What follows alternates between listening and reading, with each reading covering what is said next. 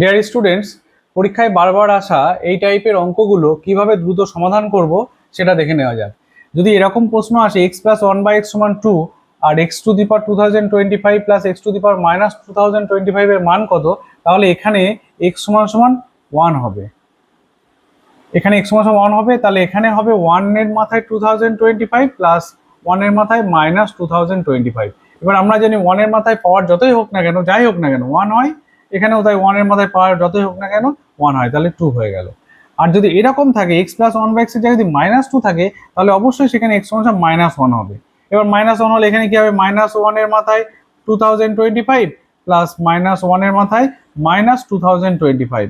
এবার minus one এর মাথায় যেহেতু এটা মাইনাস আছে, মাইনাসের মাথায় বেজোড় সংখ্যা থাকলে মাইনাসটা ফিরে আসে, তাহলে যেহেতু 2025 মাইনাস, মাইনাসটা ফিরে আসলো আর একের পাওয়ার 2025 মানে এক হলো, প্লাস এখানে এটা ব্র্যাকেটের মধ্যে লিখছি, মাইনাসের মাথায় এখানে 2025 বেজোড়, ফলে মাইনাসটা ফিরে আসবে আর একের মাথায় যাই থাকুক না কেন সেটা আবার এক ফিরে আসবে, তাহলে মাইনাস ওয়ান সমান মাইনাস টু।